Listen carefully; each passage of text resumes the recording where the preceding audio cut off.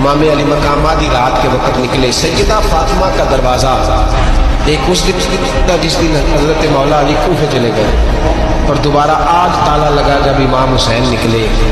آپ جنت البقیع کے پیچھے کھڑے ہو کے حضور کا روضہ دیکھنے لگے۔ اس وقت گنبد تو نہیں ہوتا تھا، روضہ دیکھنے لگے۔ نانا تیرے کرم کے خزینے کی خیر ہو، میں جا رہا ہوں تیرے مدینے کی خیر۔ سارا خاندان لے گئے، مکے تشریف لے گئے۔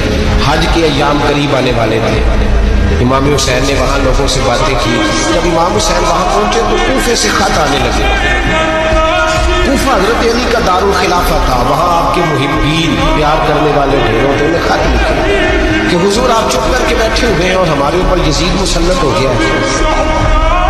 آپ اگر میدان میں نہیں نکلیں گے، آپ نہیں آئیں گے تو ہم اللہ کی بارگاہ میں شکوہ کریں گے کہ کوئی ہماری کمان کرنے کو تیار ہی نہیں ہوا۔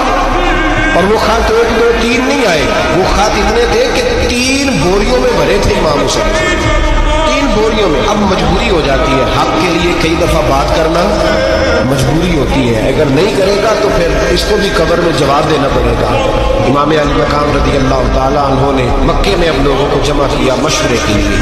ہر بندے نے کہا حضور وہ بلا تو رہے ہیں پر اپنے وعدوں کے پکے، کہا حضور وہ پکے نہیں، آپ نہ جائیں۔ ہر بندے نے، حالات ٹھیک نہیں، حالات گراؤنڈ ریالٹی صحیح نہیں، یہی مشورات بھی ہر بندہ دیتا ہے، بھی حالات نہیں۔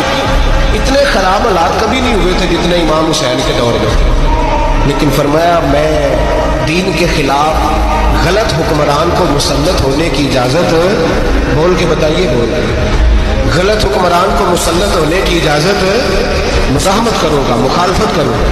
امام کہنے لگے کوئی بات نہیں، وہ میرے ساتھ چلے نہ چلے لیکن میں کوفے جاؤں گا۔ وہ لوگ میرے ساتھ کھڑا ہونے کو تیار ہے تو وہ جھوٹ ہے یا سچ ہے پر میں چلوں گا۔ جب امام علی مقام نے اصرار فرمایا تو جو آپ کے قریبی صحابہ کرام کی اولادیں تھی ساری، یہ بھی اب بیماری ہے۔ کچھ لوگ کہتے ہیں جی صحابہ نہیں ساتھ چلے، تو میں کہتا ہوں اہل بیت نبوت کے تو کل افراد 21 تھے، تو 72 میں باقی اولادیں کس کی تھی؟ وہ ساری صحابہ کی اولادیں تھیں، وہ سارے۔ پتہ نہیں کیوں اس طرح کا فلسفہ بیان کیا جاتا ہے جس میں حالات خراب ہو۔